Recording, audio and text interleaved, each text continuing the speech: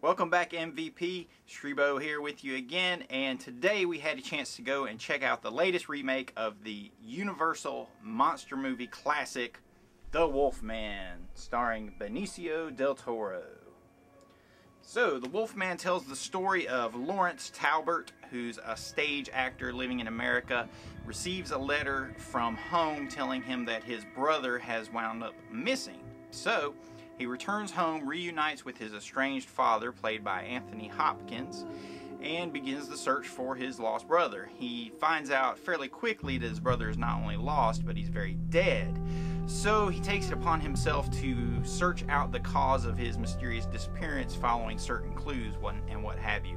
Talbert's search leads him to a gypsy camp on the night of a full moon, and of course, you know, you can guess what happens next or else we wouldn't have a movie. But he's there when a lycanthrope attacks and leads him to begin his own transformation into the titular beast of the movie itself. So, the movie is directed by Joe Johnston, who did a fairly decent job. From what I understand, Benicio del Toro is not only the star, but he's also one of the producers, and this was a long-time dream project for him that he worked very hard to bring to the screen.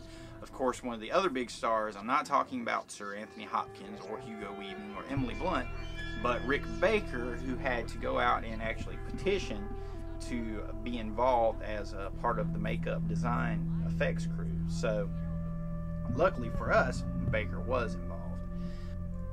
The story is actually based on Kurt Siodmak's screenplay for the original 1941 classic starring Lon Chaney Jr., you know, by the same name, The Wolfman.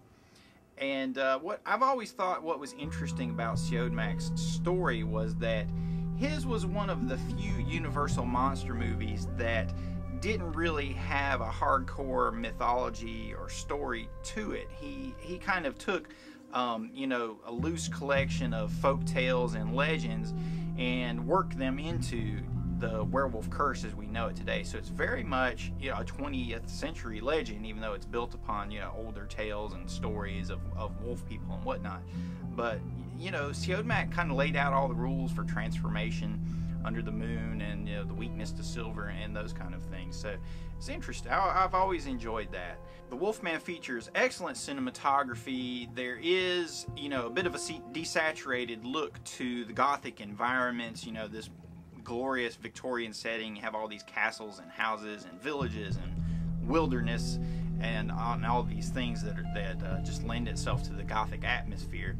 And the desaturation kind of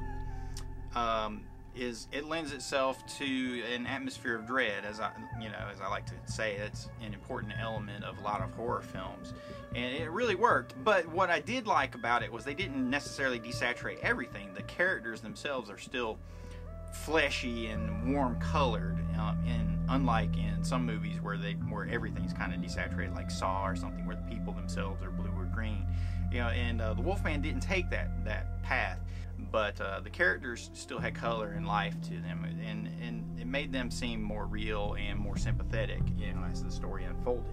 The Wolfman features several excellent performances in the movie. Of course, Benicio del Toro channels not only Lon Chaney Jr., but elements of Lon Chaney Sr., you know, sometimes with his posture where he's real exaggerated. You know, he tells so much about his character and his thoughts and his feelings just by looking at him. I thought Del Toro did an excellent job of giving a nuanced portrayal of, you know, the tortured soul of Lawrence Talbot. He's very much a tortured individual, way before he is cursed with the werewolf lycanthropic affliction. Sir Anthony Hopkins did an excellent job as Talbot Sr., the father, the kind of detached father who's watching all these events happen as he loses one son at the beginning of the movie, and then watches as these horrific events plague his remaining son. We have an interesting performance from Hugo Weaving as Detective Aberline. from Scotland Yard, who was actually the detective responsible for investigating the Jack the Ripper murders. So in my mind, you know, I love multiverse crossovers and, you know, shared universes and continuity and that kind of thing.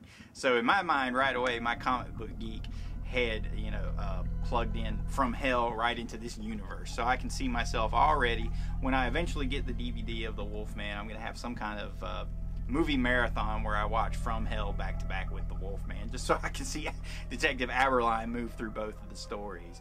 But, you know, that's just me. But in Mutanville, I'll be keeping my eye on you.